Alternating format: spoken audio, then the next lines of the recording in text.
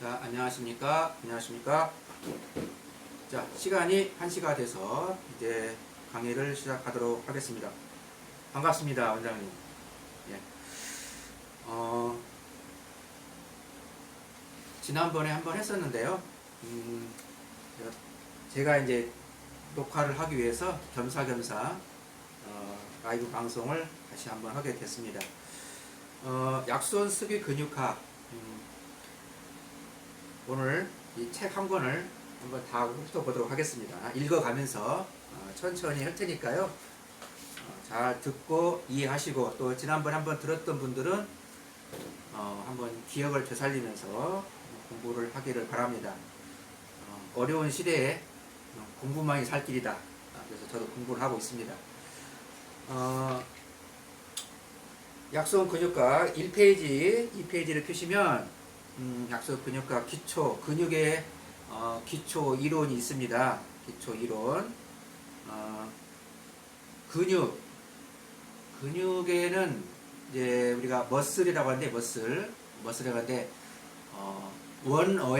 원어에는 근육이 그 생쥐 있죠, 생쥐. 우리가 이제 생쥐, 아주 작은 쥐, 그 생쥐가 우리 사람이 덮고 자는 이불 속을 그 어두운 이불 속 안에서 생쥐가 다니는 것을 의미를 해요. 그래서 아주 미세하고 섬세하게 그렇게 움직인다. 아주 자그마한 생쥐가 우리 이불 속을 뒤집는 것처럼 우리 몸을 감싸고 있는 그 근육도 우리의 몸을 이렇게 스무스하게 이렇게 유동적으로 움직인다는 뜻으로 우리가 근육 이렇게 얘기를 합니다. 이 근육에는 크게 세 가지로 나누고 있어요. 세 가지로. 특히 이제 세 가지로 나눌 때 근육이 하는 역할은 우리가 잘 알다시피 근육은 이완과 수축이에요. 이완과 수축. 이완이라는 것은 늘어나는 것을 얘기를 하는 거고, 수축이라는 것은 줄어드는 것을 얘기를 하는 겁니다. 줄어드는 것. 줄어드는 것을 얘기를 하는 건데, 이 늘어나고 줄어들고 이런 신축성 있는 역할을 할 때 우리 몸의 근육이 통증이 없이 그렇게 이제 그 근육이 좋은 근육으로 이룰 수가 있습니다.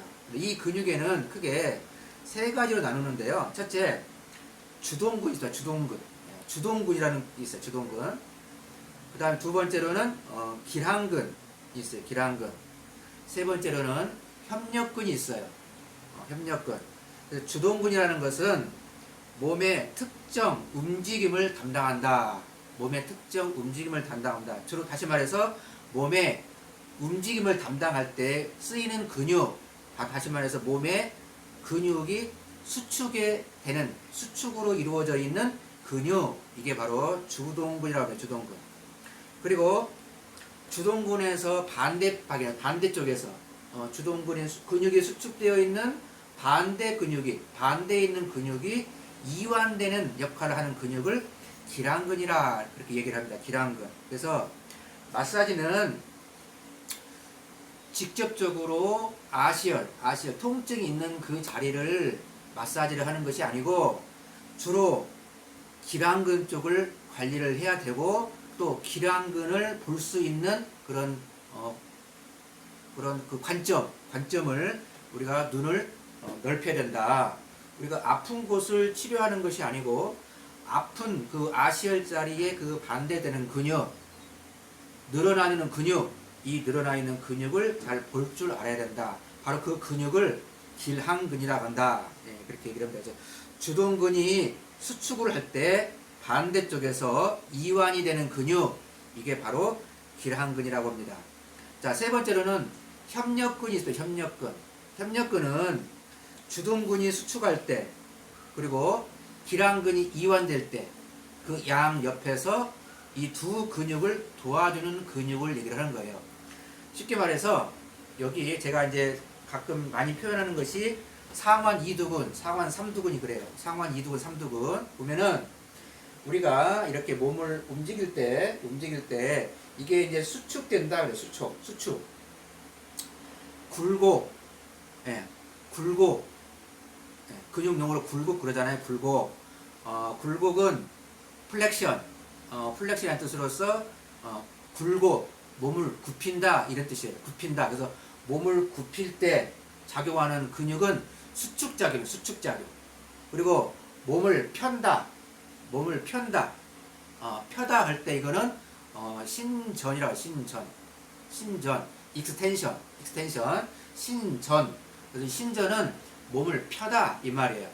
그래서 몸에 수축될 때 플렉션, 굴곡될 때 작용하는 근육이 주둔근, 상완 이두근, 어깨, 팔로 말을 하면은 상완 이두근, 위에 있는 이두근이 수축 작용을 하는 거고요.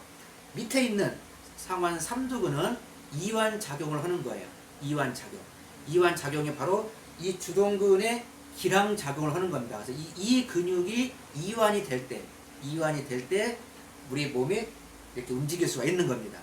그리고 이 주둔근과 기랑근을 도와주고 있는 양 옆에 있는 근육, 상완근, 이 상완근은 바로 협력근에 속한다고 합니다. 그래서 우리 몸에 있는 모든 근육들은 주둔근과 기랑근과 협력근으로 이루어져 있다. 그렇게 이해를 하시면 됩니다. 자, 두 번째로는 이 근의 수축. 이 근육은 움직임을 관장한다, 움직인다 했어요. 사람이 움직이려면요, 사람이 어디를 다니고 내가 음식을 먹고 내가 무슨 행동을 하든지 간에 이게 이제 움직임이 있는 건데요. 이 움직임 속에는 바로 운동이 따른다. 운동. 그래서 근육은 하는 역할이 운동을 하는 역할이에요. 그래서 근육은 이완과 수축을 통해서 자꾸 움직이는 역할을 하는 것이 바로 근육이라는 건데, 이 근육은 어떻게 운동을 해야 되느냐, 어떤 작용이 있느냐면은 이 근육은 수축과 긴장으로 나눠져요.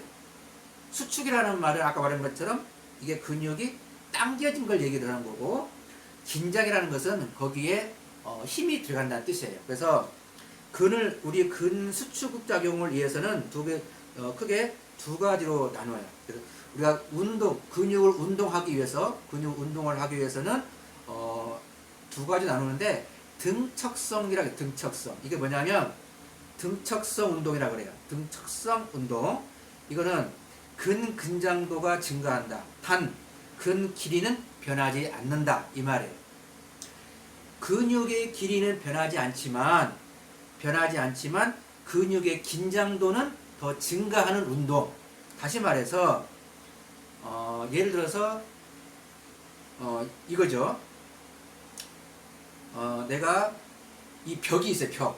이 벽이 있는데 이 벽을 대고 내가 운동을 하는 겁니다. 벽을 대고 운동을 하는 거예요. 운동을 하는데 이 팔의 근육은 움직이지 않아요. 그래서 이 대고 운동을 하는 거고요. 또 하나는 내가 푸시업을 해요. 푸시업을 하는데 이 팔은 굽히지 않고 내가 푸시업 10개를 해요. 예를 들어서 10개를 하면 그것도 운동이 되는 겁니다. 근데 이거는 무슨 운동이냐면 등척성 수축 운동이라 그래요. 왜냐? 이 팔의 길이는 변하지가 않아요. 팔은 편 상태에서 내 몸이 움직이면서, 다시 말해서 어떤 도구를 이용해서 내가 하는 운동, 이것이 대부분이 등척성 운동이라고 합니다. 그래서 그 등척성 운동은 특징이 우리 몸에 있는 근육의 긴장도는 증가하고 운동량은 늘어나지만 이 우리 몸에 있는 길이는 늘어나지 않는다, 변하지 않는다. 예를 들어서 우리가 어떤 도구를 이용해서 또 어떤 기둥을 이용해서 내가 할 수 있는 운동, 이것이 이제 등척성 운동이라고 합니다. 그 다음에 두 번째는 등장성 운동이 있어요. 등장성 운동은 반대죠, 반대. 그래서 근육의 길이는 변하면서 근의 긴장도가 운동이 발생되는 것. 그래서 예를 들어서 이제 푸시업을 하는데 내가 이제 팔을 폈다 오므렸다 그 하는 운동이 바로 등장성 운동입니다. 그래서 그 등장성 운동에는 구심성이 있고요, 원심성이 있어요. 구심성과 원심성은 무슨 말이냐면 쉽게 말하면 구심성이라는 것은요 신경계통이 신경계통이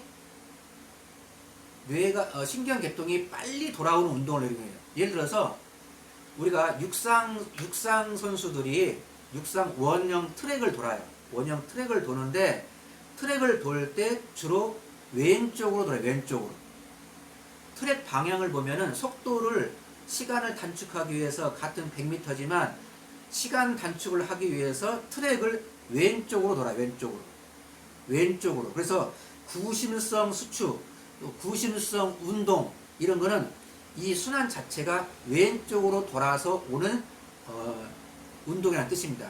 그래서 그 구심성이라는 것은 근육이 짧아지는 현상을 얘기를 하는 거고, 원심성이라는 말은 무슨 말이냐면 반대로 오른쪽으로 도는 거죠. 그래서 왼쪽으로는 단축이 되지만 오른쪽으로 돌 때는 모든 그 근육이나 모든 그러한 신경들도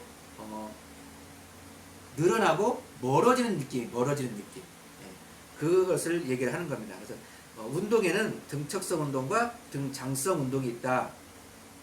그래서 단축성 긴장에는 근의 길이가 짧아지고 근의 긴장도가 높아지는 것을 단축성 긴장이라 하고, 이완성 긴장에는 근육의 길이는 늘어나고 근육의 긴장도도 높아지는 것을 얘기를 한다.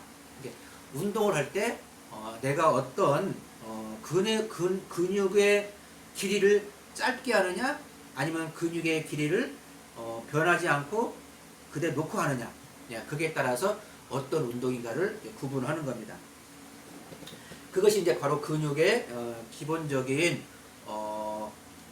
협력근 그룹과 근육의 수축 이완을 얘기를 하는 겁니다.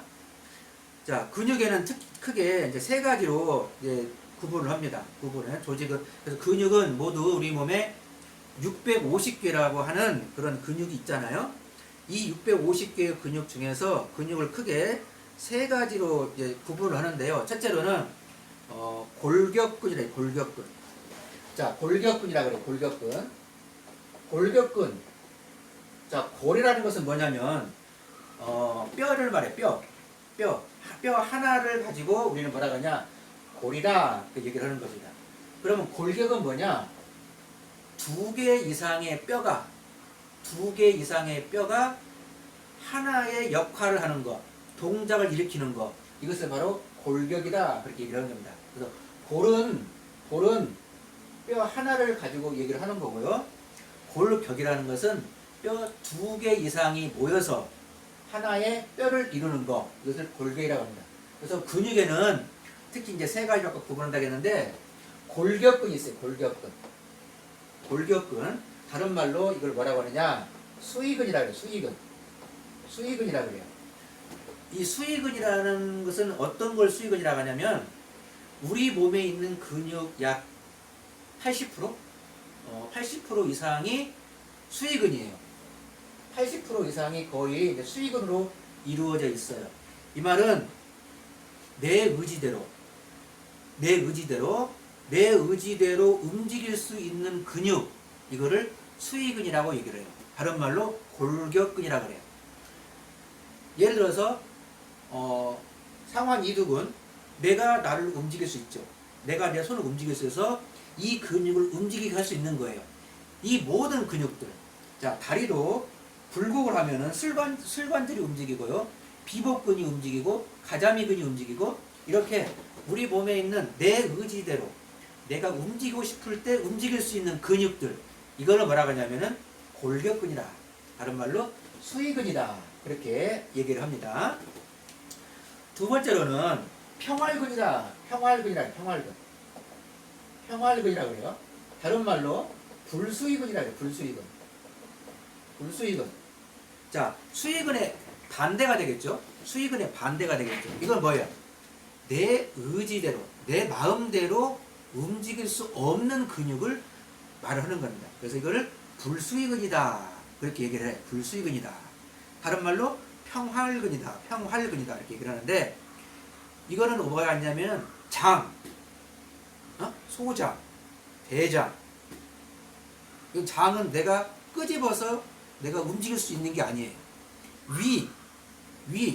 위도 내가 어떻게 할 수 있는 게 아니잖아요. 그리고 혈관, 혈관도 내 스스로 내 의지대로 움직일 수 있는 게 아니에요. 이러한 근육들을 뭐라고 하냐면 불수의근이다. 불수의근이다. 다른 말로 평활근이다. 그렇게 얘기를 합니다. 세 번째로는 심근이다. 심근은 다른 말로 심장에 있는 근육이 심장에 있는 근육이 심장에 있는 근육을 심근이라고 그러는데, 이 심근도 크게 따져보면은 이 불수의근, 평활근에 속한다. 그렇게 아시면 되겠습니다. 그래서 근육은 크게 세 가지로 구분하는데, 골격근, 그리고 평활근, 심근, 이렇게 세 가지로 구분을 합니다. 그래서 이 골격은 골격을 볼 때 골격의 정의는, 골은 단순한 하나의 뼈를 골이라 하고, 골격은 두 개 이상의 골이 연결된 상태를 얘기를 하는데, 우리 몸의 뼈는 모두 206개가 있다. 206개가 있다. 206개.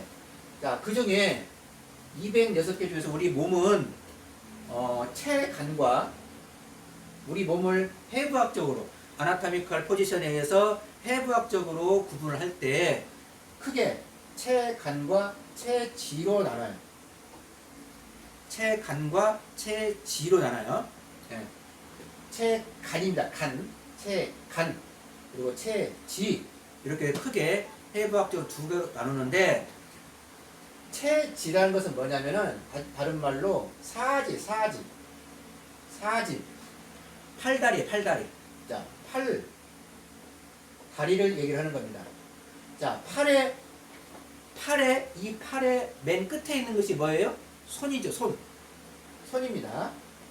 자, 다리의 맨 끝에 있는 그 부분이 뭐예요? 발이죠, 발.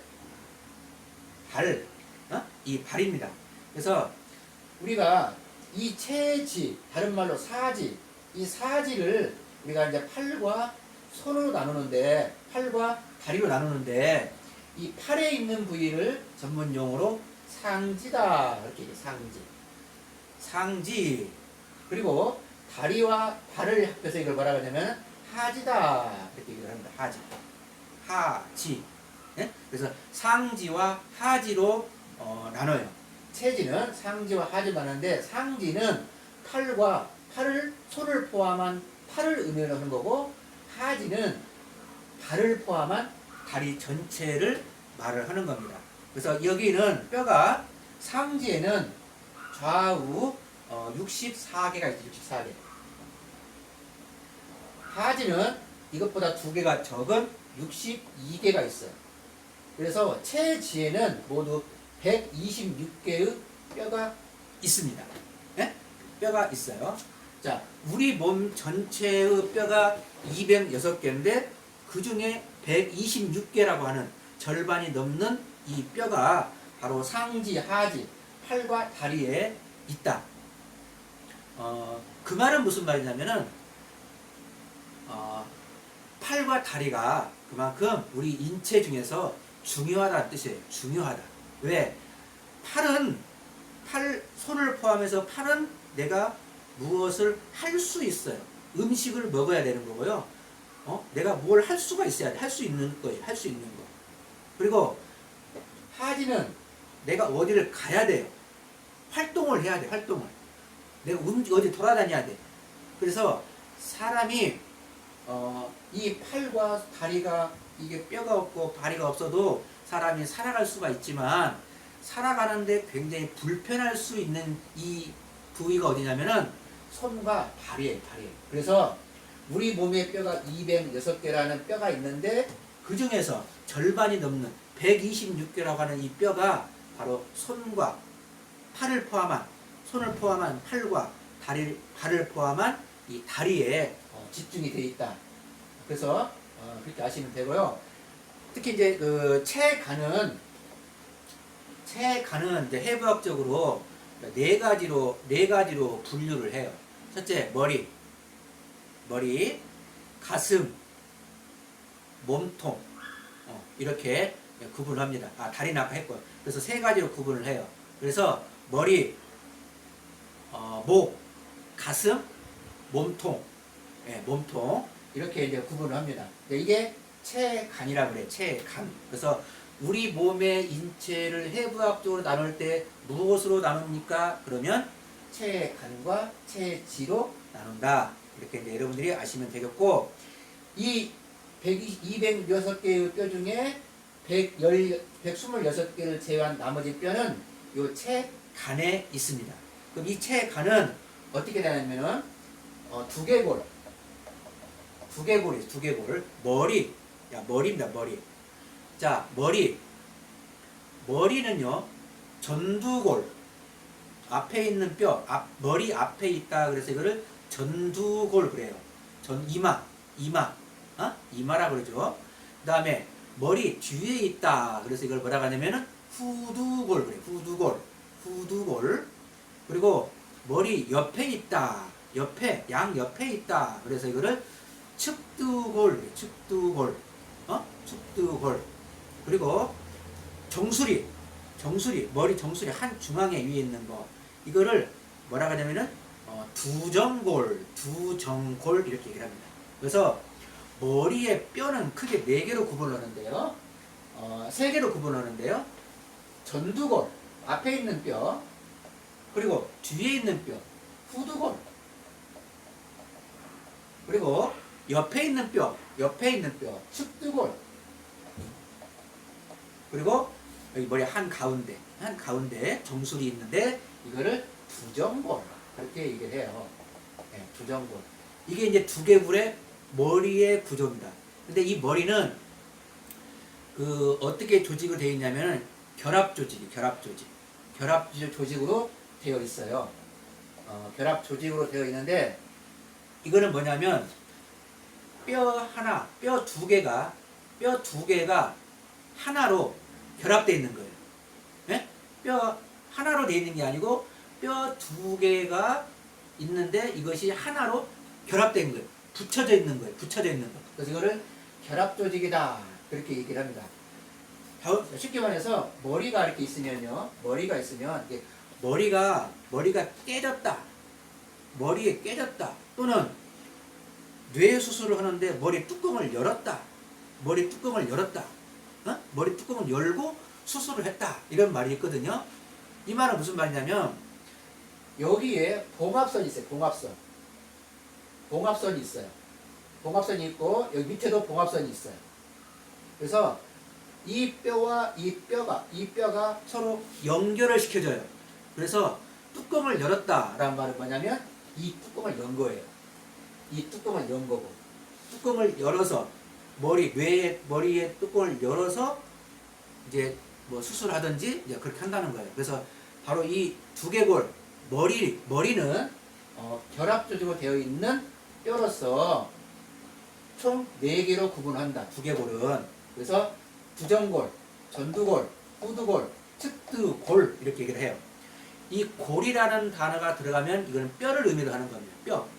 자, 근데 여기서 이제 근육이 들어가면 전두근, 후두근, 측두근, 그러면 얘는 근육을 얘기를 하는 거예요. 근육. 자, 그러면 뇌를 얘기할 때는 뭐가 들어가냐? 뇌는 엽이라는 게 들어가죠. 두정엽, 전두엽, 후두엽, 측두엽. 이거는 뭘 의미하냐? 우리 머리 안에 있는 뇌를 얘기를 하는 겁니다. 그래서 밑에 그 뒤에 있는 그 단어에 따라서 우리가 이것이 뼈인지 근육인지 뇌인지 이거를 분별할 수 있도록 하면 됩니다. 그래서 이 두개골은 모두 뼈가 모두 몇 개가 있냐면은 두개골은 얼굴 안면 관리, 얼굴 뼈를 포함해서 모두 26개, 23개의 뼈가 있고요. 다음에 귀, 예? 귀, 우리 인체 중에서 가장 작은 뼈예요. 가장 작은 뼈가 요 귀에 있어요, 귀에. 예, 그래서 이걸 뭐라 하냐? 귀 이자, 작을 소자. 그래서 이소골이라고, 이소골. 예? 이소골이라고, 이소골. 그래서 이 이소골은 귀에는 뼈가 3개가 있어요, 3개. 그래서 양쪽 귀니까 3개씩 있으니까 얘는 6개가 있는 겁니다, 6개. 귀에는 총 6개의 좌우의 뼈가 있다. 그리고 우리가 잘 아시다시피 이제 우리 몸을 받쳐주는 척추. 자, 척추는 모두 26개죠. 척추는 26개입니다. 목에 있는 뼈 7개. 그리고 등에 있는 뼈 12개. 허리에 있는 뼈 5개. 그 다음에 엉치뼈, 골반 옆에 엉치뼈 하나. 그리고 꼬리뼈, 미골 하나. 그래서 총 26개의 뼈로 척추로 이루어져 있다. 그리고 흉골, 갈비뼈, 예, 갈비뼈 양쪽에 12개가 있죠. 12개. 한쪽에 12개씩 있어서 흉골이, 갈비, 늑골이 24개. 12개. 그리고 이 늑골, 갈비뼈를 가운데서 잡아주고 있는 뼈, 이걸 뭐라고 하냐? 흉골 하나. 흉골 하나. 그 하나를 해서 25개로 이루어져 있습니다. 그래서 이 늑골과 흉골, 이 흉골은 이 우리 몸 안에 있는 가슴을 싸고 있다. 그래서 이거를 흉곽이라고 해요. 흉곽. 예. 흉곽이라고 얘기합니다. 우리 흉곽의 뼈는 그래서 모두 몇 개냐면은 25개의 뼈로 이루어져 있습니다. 그래서 척추 26개, 흉곽 25개, 그리고 이소골 6개, 두개골 23개. 예. 이렇게 해서 나머지 126개 합쳐서 206개의 뼈로 우리 몸은 이루어져 있다. 네. 자, 이렇게 해서 우리 몸의 전체적으로 뼈를 한번 구조를 한번 살펴봤습니다. 자, 그리고 이제 3페이지 넘어갑니다. 그래서 우리 몸의 이 뼈는 이렇게 되어 있고요. 근육은 650개로 이루어져 있다. 그렇게 여러분들 알아두시면 되겠습니다. 자, 3페이지 넘어갑니다. 약손 근육과 2장 오행 경락을 통한 고객 진단. 이제부터 실질적으로 고객을 관리하는 그러한 이제 관리 시법으로 여러분들에게 근육 공부를 하도록 하겠습니다. 자, 읽어봅니다. 모든 고객 관리는 다음의 원리에 의해서 진행하는데 수기를 하는 사람들은 반드시 생각해야 할 것이 있습니다. 그것은 바로 사람의 몸이 좋아진다는 것은 왜 좋아질까? 또 어떻게 하면 좋아질까? 수기를 하는 사람의 입장에서는 사람의 몸이 좋아지는 것을 원리를 알아야 한다. 그렇죠? 원리를 알아야 됩니다. 무조건 그냥 만지고 흔들고 그러지 말고 이 사람이 고객이 어떻게 내가 케어를 해야 이 사람의 몸이 좋아지는가 그 원리를 알고 우리가 다가가면은 훨씬 더 효과적으로 고객을 관리할 수가 있고 또 치유라고 하는 그런 것을 얻을 수가 있다는 말입니다. 예를 들어서 피부 관리실에서 고객을 관리하면서 그 사람의 몸에 오일 마사지를 하든 아로마 마사지를 하든 그 사람의 몸이 침대에서 일어났을 때 얼굴의 변화 그리고 몸의 탄력도 등등 이런 고객에게 만족감을 줄 수 있는 어떤 결과치를 만들어내야 하는데, 그렇다면 우리가 지금 하고 있는 마사지 또는 근육 통증에 관해 고객들에게 만족감을 주고 있는지 깊이 생각해 보아야 합니다. 그러기 위해서는 먼저 우리가 알아야 할 것은 수기의 원리를 먼저 알아야 됩니다. 중요한 겁니다. 우리가 수기를 하는 원리를 알고 다가가야 돼요. 그러면 마사지를 왜 받느냐? 마사지를 왜 하느냐? 그래서 그냥 단순하게 이 사람이 좋아지게 하기 위해서 이게 아니고, 그 사람이 이 나를 통해서 관리를 받고 몸을 맡길 때 고객의 입장에서 몸이 좋아진 것을 느껴야 되거든요. 통증이 심한 것이 통증이 완화되는 것을 느껴야 되거든요. 그러기 위해서 우리는 그 수기하는 사람들이 수기요법의 그 원리를 알아야 돼요. 원리. 이 원리를 알고 내가 시술을 하면은 훨씬 더 효과적으로 그거를 움직일 수가 있다는 겁니다. 그래서 저는 여러분들에게 세 가지를 강조합니다. 세 가지를 강조를 하는데, 이 세 가지 가운데서 여러분들이 두 가지는 지난번에 한번 배웠던 거고, 제가 이제 한 가지를 더 강조를 하면은 가동 범위. 관절 가동 범위. 조인트가 이제 렌지 오브 모션. 조인트 렌지 오브 모션. 관절 가동 범위예요. 가동 범위. 그래서 첫 번째로는 사람을 좋게 하는 방법. 첫 번째로는 뭐냐면 중력선. 사람의 몸이 중력선 안에 들어와야 된다, 그 말이에요. 사람의 몸이 중력선 안에 들어와야 된다. 사람은 중력을 받고 살아요. 사람은 중력을 받고 살아요. 서 있을 때는 중력을 받아요. 중력을 받고 있어요. 그러나 우리가 실질적으로 관리를 할 때는 사람을 엎드려 놓고 하거든요. 침대에 엎드려 놓고 하는 거란 말이에요. 엎드려 놓든지 아니면 똑바로 누워서 한단 말이에요. 그 똑바로 눕거나 엎드렸을 때는 중력을 받지 않아요. 그래서 중력선이 제로가 되는 거예요. 0이 되는 거예요. 사람은 서 있을 때는 중력을 받지만 엎드려 있을 때는 중력을 받지 않아요. 중력선이 0인 상태에서, 제로인 상태에서 관리를 해줄 때에 고객에게 좀 더 효과적으로 나타날 수가 있다. 그래서 눕혀놓고 하는 거예요. 그래서 똑바로 눕혀놓고 하는 거예요. 세워놓고 할 수도 있지만, 세워놓고 했을 때는 아무래도 중력을 받기 때문에, 압력이 눌리기 때문에 효과가 그만큼 떨어져요. 그래서 중력을 받지 않은 상태에서 우리는 관리를 해야 되지만, 고객의 입장에서는 중력선을 유지를 해야 돼요. 중력선을 유지를 해야 돼요. 이 중력선, 그래비티 라인이라고 해요. 그래비티 라인. 그래비티 라인이라고 하는데, 이 그래비티 라인이 유지가 돼야 돼요.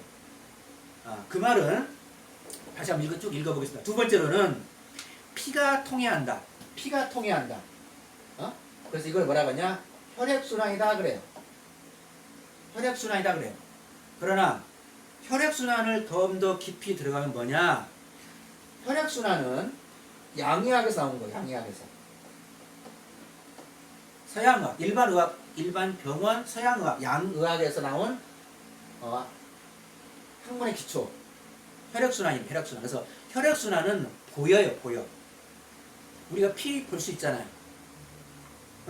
우리가 피를 볼 수 있잖아요. 혈관을 통해서. 피가 통하는구나. 그리고 헌혈할 때 피를 빼면 그 피를 볼 수가 있잖아요. 이게 뭐냐면 보이는 거예요. 그래서 먼저 피가, 두 번째는 혈액순환이 돼야 된다. 세 번째로는 아까 말한 것처럼 가동범위.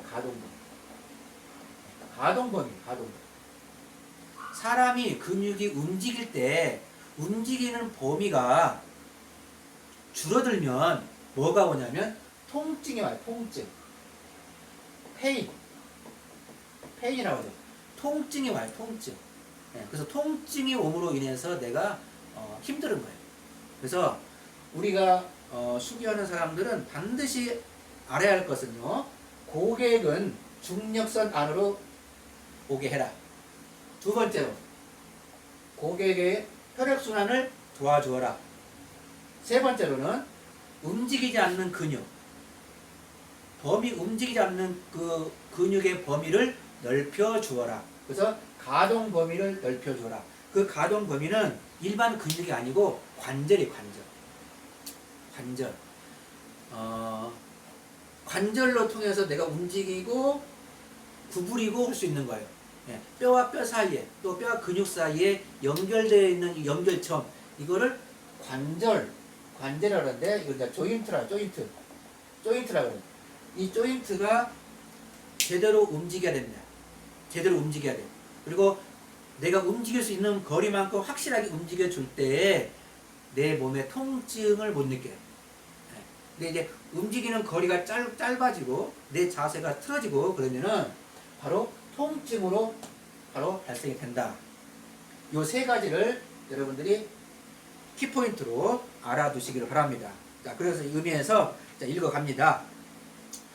첫째, 3페이지 중간에요. 그것은 첫째, 사람의 몸은 중력선 안에 들어와야 된다. 두 번째로는 피가 우리 몸을 잘 돌아야 된다.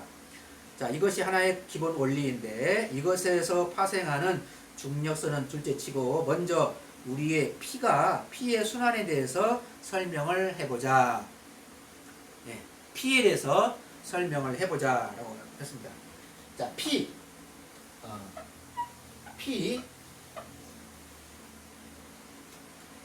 우리 몸에서요, 우리 인체 중에서 가장 기본이 되는 것은 뭐냐면요, 근육이에요, 근육. 머슬, 근육입니다, 근육. 이 근육이 원활하게 잘 움직이고 잘 소통하고 이럴 때 뭐가 통하느냐? 피가 통해, 피가. 블러드라죠, 블러드. 네, 그래서 블러드라고 합니다. 네, 블러드라고 그래요. 자, 피가 잘 통해요. 이거 혈액순환이에요, 혈액순환. 그래서 근육이 잘 풀리고 잘 조화롭게 만들어지면은 혈액순환이 잘 돼요, 혈액순환. 그래서 이거를 혈액순환이 잘 된다. 그러면 혈액순환이 잘 되면 그 다음 뭐가 나오냐면은 신경. 너브라고 하는 신경이 있어요. 이 신경이 원활하게 흘러요. 자, 우리 몸의 신경은 약 640만 조라고 그러죠. 네, 640만 조의 우리 몸의 신경이 원활하게 흐를 수가 있어요. 그래서 우리 몸의 가장 기본이 되는 건 뭐냐면 근육이에요, 근육. 그리고 이 근육이 이완과 수축을 통해서 원활하게 활동이 잘 될 때 우리 몸에 혈액이 잘 돌아요. 그러면 다시 말해서 이 혈액이 잘 돌면 우리의 신경이 원활하게 통한다는 말이에요. 신경은 다른 말로 뭐예요? 전기요, 전기.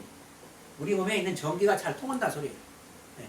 전기가 곳곳에 통해야 불이 밝혀지듯이 우리 몸에 있는 신경이 잘 통하기 위해서는 근육과 혈액이 잘 통해야 한다는 말이에요. 네. 그래서 이 피를 한번 생각을 해보면은, 그래서 우리 피는 혈액순환, 보이는 혈액, 보이는 거. 그래서 서양의학에서 많이 강조하는 겁니다. 그래서 서양의학에서는 보이는 곳을 치료를 하잖아요. 위암이 걸렸으면 위를 치료하는 거야. 네, 위를 치료하는 겁니다. 내가 대장이 안 좋아, 폐가 안 좋아, 또는 어깨가 안 좋아. 그러면 그 아픈 부위를 가지고 치료를 하는 거예요. 아픈 부위를 치료를 하는 겁니다. 이게 바로 보이는 거예요. 보이는 거. 그래서 혈액순환이다. 혈은 혈이다. 예? 혈은 혈이다. 혈은 혈일 뿐이다. 이렇게 옛날에 강조를 했었어요. 그러나 이제 우리 동양의학, 우리 이제 수기하는 사람들은 동양의학이니까요. 동양의학의 기본이 되는 학문이 뭐라 했냐면 경락이다 그랬어요. 이 경락이 동양의학의 기본이 되는 학문이고, 서양의학은 해부학이라고 하는 그 죽어있는 사람의 몸을 해부하면서 연구한 학문이 서양의학이에요. 그래서 경락은 보이진 않아요. 그 경락 속에 뭐가 있냐면은 다른 말로 에너지가 있어요. 에너지. 이 에너지가 있는데 이 에너지 기의 순환을 통해서 연구한 학문이 경락이다. 그렇게 아시면 되는데, 이 피는 그래서 얘는 서양의학에서는 혈액순환을 강조하고, 동양의학에서는 기가 잘 통해야 피가 통한다라고 얘기를 해. 그래서 기행즉 혈행이라 그렇게 해요. 기행즉 혈행이라 이렇게 해요. 기가 통해야 혈이 통한다 그 말이에요. 기행즉 혈행이라 이 얘기를 하는 겁니다. 그래서 이거는 동양의학. 그래서 우리의 몸이 부조화된, 조화롭지 못한 거를 조화롭게 만드는 역할을 하는 것이 바로 동양의학이다. 네? 그렇게 아시면 됩니다. 다시 말해서 추나요법, 한의원 가면 추나요법 받으시잖아요. 추나요법이 뭐예요? 추나요법. 네? 우리의 뼈가 부조화된, 이게 틀어져 있는, 조화롭지 못한 이 뼈들을 추나를 통해서 치유를 하는 겁니다. 그래서 이 추는 밀어낼 추, 나는 당길다. 그래서 밀고 당기는 겁니다. 뭘로? 손으로. 손으로. 그래서 손으로 밀고 당겨. 그래서 손으로 하는 추나요법, 수기요법이라고 해요. 그래서 이 추나나 또 카이로프락틱, 우리가 잘 아는 카이로프락틱은 옛날 원어가 원어로 카이로는 뭐냐면 손이에요. 손. 프락틱, 치료하다. 네? 치료하다 뜻이에요. 손으로 치료하는 거예요. 손으로 치료하는 거. 다시 말해서 수기요법이에요. 자, 여러분 잘 아시는 활법. 네? 우리 협회 이름이 활법이죠? 활법. 이 활법은 뭡니까?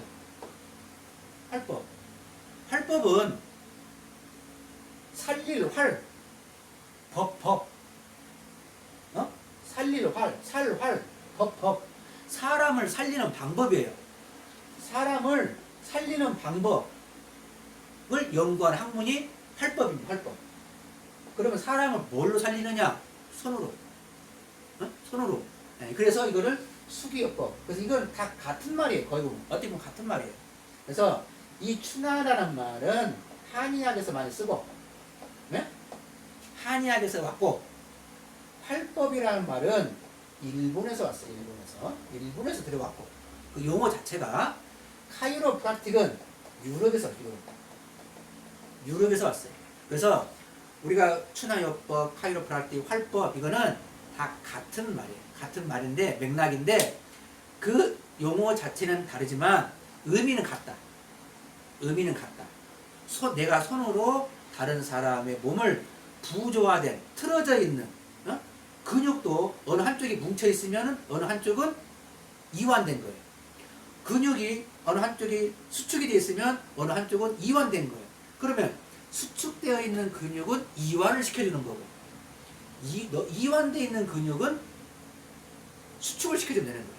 그래서 부조화된 근육을 조화롭게 만드는 역할을 하는 것이 뭐냐? 수기요법이다. 이것이 바로 우리가 알고 관리를 해야 된다. 이런 말입니다. 자, 내가 좀 피하다가 지금 말했죠. 자, 피는 한번 이제 설명을 합니다. 이 피라는 것은요, 자,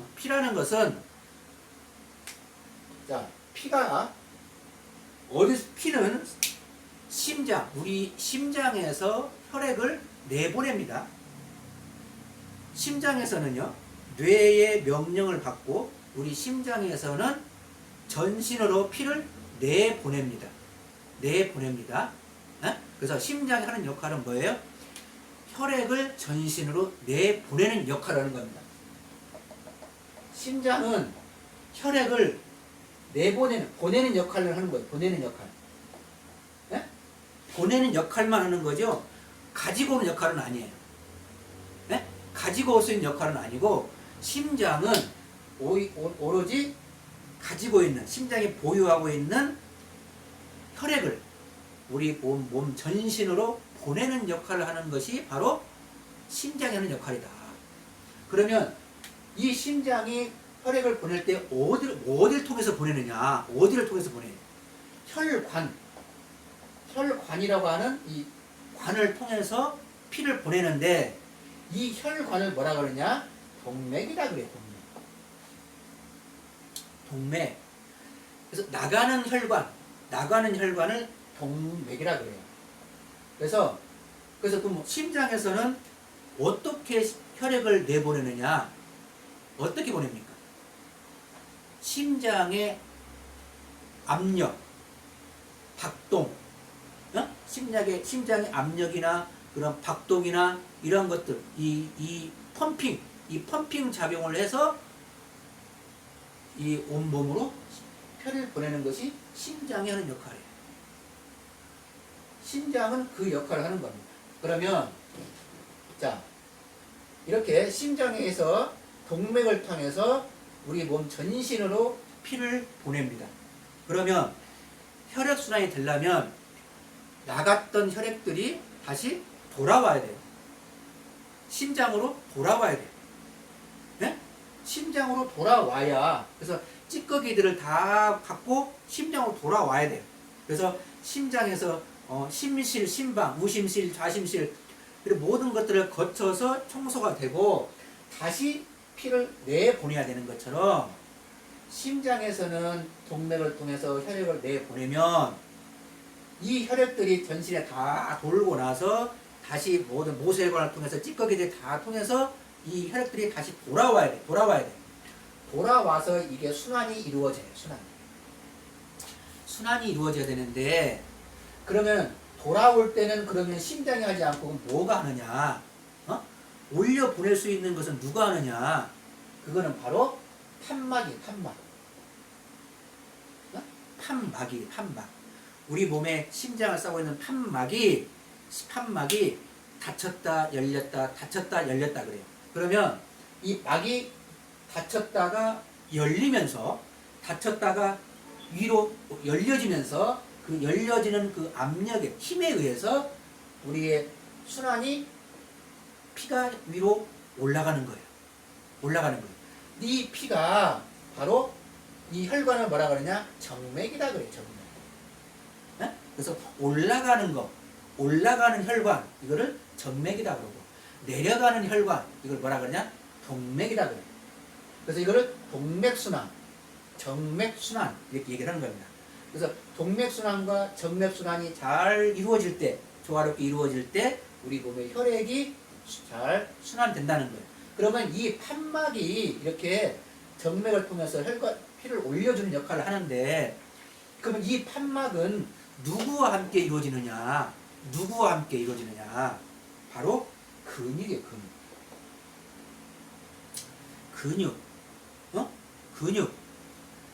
근육이 어떤 역할을 하냐? 이완과 수축 역할을 해요. 다시 말해서 근육이 늘어났다가 좁아졌다, 늘어났다, 좁아졌다 이렇게 신축성 있게 이렇게 쿠션 있게 움직인단 말이에요. 예? 압박도 주고 이렇게 되면서 이 근육이 이 역할을 하는 거예요. 심장과 같은 역할을 하는 것이 뭐냐? 근육이라는 거예요. 동맥순환의 역할을 하는 것은 심장이지만 정맥순환의 역할을 하는 것은 근육이란 말이에요. 근육. 그래서 근육을 잘 풀어주어야 순환이 잘 된다는 거예요. 우리가 내가 심장을 빼내가지고 내가 어떻게 할 수가 없잖아요. 네? 그러면 우리는 마사지라는 건 뭐예요? 마사지라는 것은 동맥 마사지가 아니고 정맥 마사지라는 거예요. 그래서 만약에 우리가 혈액순환을 돕기 위해서는 내가 심장을 어떻게 할 수는 없어. 내가 어떻게 할 수는 없지만 이 정맥 라인, 바로 근육을 잘 풀어주고 순환되게 잘 해주고 얘가 빨리빨리 올라갈 수 있도록 힘을 실어주면 당연히 심장에서는 심장에서는 제대로 압력을 통해서 제대로 우리 몸 전신으로 피를 보낼 수가 있다는 거예요.